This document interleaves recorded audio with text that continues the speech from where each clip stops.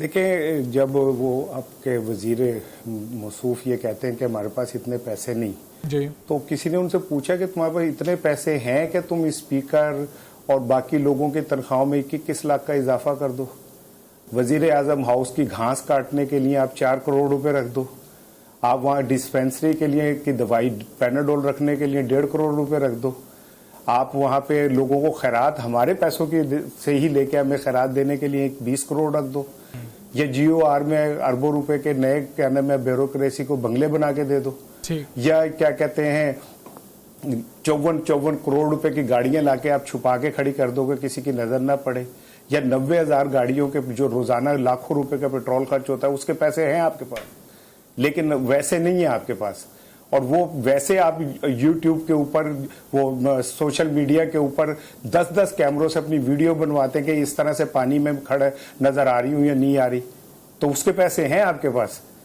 وہاں پہ پیسے کم کیوں پڑ جاتے ہیں؟ تو میں تو نہیں چاہ رہا کہ میں کوئی اس طرح کی ٹھیک ہے. ران صاحب یہی معاملہ میں عمار صاحب کے پاس لے کے جاؤں گا. عمار صاحب پہلے ہمارے پاس وقت کم ہے تو یہ جو فیلڈ مارشل کا دورہ امریکہ سر میں چاہوں گا کہ آپ اس پہ کامنٹ کر دیں کہ یہ جو ساری باتیں ہو رہی ہیں، کیونکہ ایک طرف بیرسٹر گوہر نے کہا کہ جی ہمارا کوئی تعلق نہیں ہے، ہم ماضی میں بھی یہ دیکھتے آئے ہیں کہ ایک سائڈ کہہ دیتی تھی ہمارا کوئی تعلق نہیں ہے، پھر وہ سارے ایپیسوڈ ہو جاتی تھی، پھر خان صاحب بھی تردید کر دیتے تھے کہ جی ہمارے تو بندے ہی نہیں تھے.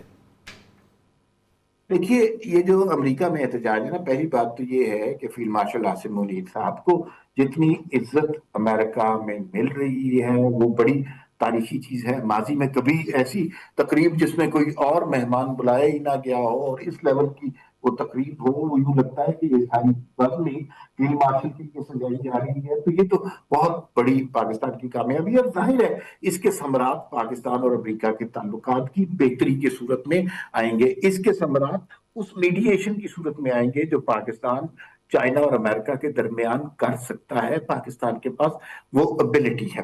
اچھا، جو پی ٹی آئی نے احتجاج کرنا ہے انہوں نے احتجاج کرنا، ظاہر ہے اگر کسی شخص نے گالی دینی ہے تو اس کو گالی دینے سے تو کوئی نہیں روک سکتا، اور امریکہ میں تو خیر بالکل نہیں روک سکتا.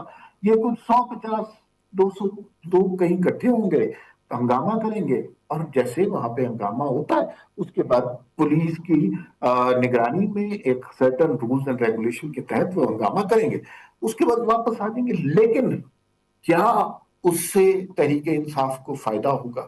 کیا اس سے عمران خان جلدی جیل سے رہا ہو جائیں گے؟ کیا اس کے لیے اس کی وجہ سے عمران خان کے لیے مشکلات کریٹ ہوں گی؟ اور یہ جو امریکہ میں رہنے والے ہیں یہ اپنے یوٹیوب چینلز کی کمائی میں اضافہ کریں گے اور عمران خان کی مشکلات میں اضافہ کریں گے. وفاقی حکومت کی جانب سے بجٹ پیش کیا گیا ہے، اور ہر سال کی طرح جو حکومت ہوتی ہے وہ کہتی ہے اس سے بہترین بجٹ ہم نہیں دے سکتے تھے، اور جو اپوزیشن ہوتی ہے وہ بجٹ تقریر سے پہلے ہی یہ اعتراض اٹھا دیتی ہے کہ یہ تاریخ کا بدترین بجٹ ہے. لیکن عام آدمی یہ سوچتا ہے کہ میرے لیے اس میں کیا ہے، انڈسٹریلسٹ سوچتا ہے کہ ہمارے لیے اس میں کیا ہے، اور کسان کی اس دفعہ بہت زیادہ نظریں تھیں کہ حکومت کیا بجٹ پیش کرتی ہے. تو اسی پر ہم بات کریں گے. ماہر معاشیات ڈاکٹر فاروق سلیم صاحب ہمارے ساتھ موجود ہیں. ڈاکٹر صاحب السلام علیکم. سر بہت شکریہ. سر اگر بجٹ کی بات کی جائے، سب سے پہلے تو یہ کہ آپ کی نظر میں اوورال یہ بجٹ کیسا ہے؟ جو اہداف رکھے گئے ہیں، خاص طور پہ ہم اہداف اچیو نہیں کر سکے، اگر ہم جی ڈی پی کی بھی بات کریں، کیا وہ اس وقت جو رکھے گئے ہیں وہ کتابی ہیں یا پھر درست ہیں؟ عام آدمی کے لیے سر اس بجٹ میں ہے کیا؟ جی 2-3 سوال چھپے ہیں آپ کے ایک سوال کے اندر. میرے نزدیک budget is largely neutral, slightly towards positive. Slightly positive میں اس لیے کہہ رہا ہوں کہ کچھ اس میں کنسیشنز ہیں، ریلیف ہیں عام آدمی کے لیے، خاص طور پہ تنخواہ دار طبقے کے لیے. جتنی ہونی چاہیے تھیں، جتنی میری توقع تھی اس سے کم ہے، لیکن ریلیف ضرور ہے اس کے اندر. کوئی بھاری بھرکم قسم کا کوئی بہت بڑا کوئی نیا ٹیکس جو ہے وہ امپوز نہیں کیا گیا، کوئی بہت بڑی بھاری بھرکم قسم کی ریلیف بھی نہیں دی گئی. تو دیٹس وائی میں سمرائز اس طرح کر رہا ہوں کہ neutral over all, slightly positive. آپ نے سوال اٹھایا کہ عام آدمی کے لیے اس میں کیا ہے یا اس کو کیا ریلیف مل پائے گی یا کیا.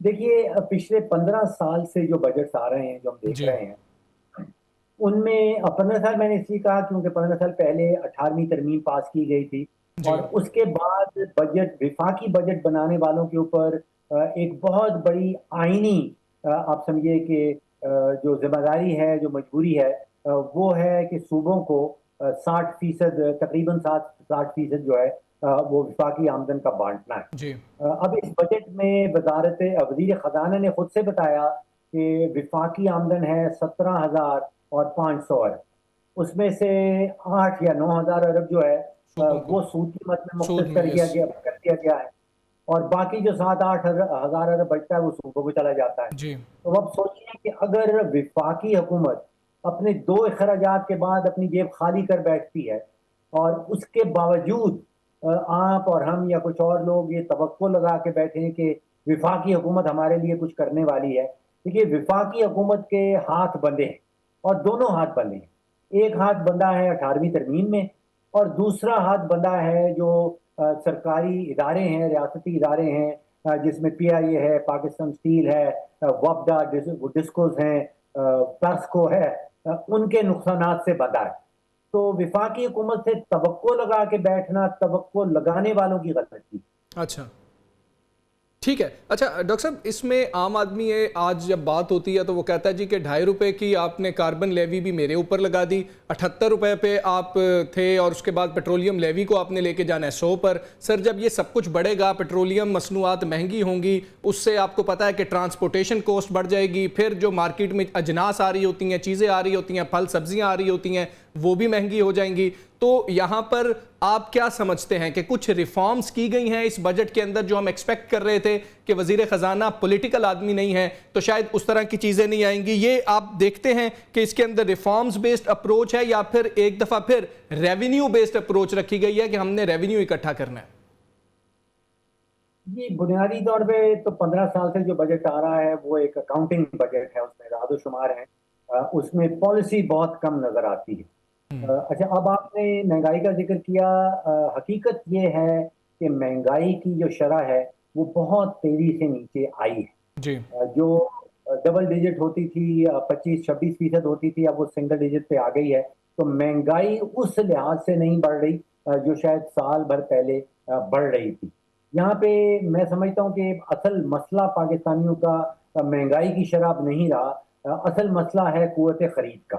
جی اور وہ ہوا یہ ہے کہ پچھلے کوئی 2 سالوں میں، 2.5 سالوں میں جو مجموعی مہنگائی ہے وہ میرے تخمینے کے مطابق کوئی 65 یا 70% کی آئی ہے۔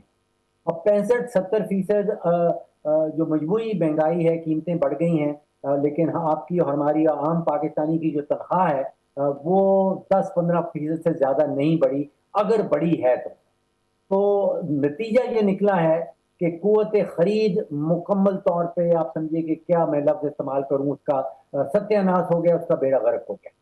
اور یہ پھر اس میں بھی ظاہر ہوتا ہے، جو ورلڈ بینک کی فگر دیتے ہیں کہ تقریباً 45% پاکستان کی آبادی جو ہے وہ شرح غربت سے گر گئی۔ جی تو اب اصل مسئلہ یہ ہے کہ بجلی کا بل دینے کے بعد، گیس کا بل دینے کے بعد، بچوں کی فیس دینے کے بعد عام پاکستانی کی جیب میں کوئی پیسہ ٹکا بچتا نہیں ہے۔ تو بے شک مہنگائی کی شرح جو ہے وہ پچھلے 25-30 سالوں کی کم ترین شرح ہو گئی ہے، لیکن جب آپ کی میری جیب میں پیسہ ہی نہیں ہے تو پھر ہم کیا خرید پائیں گے؟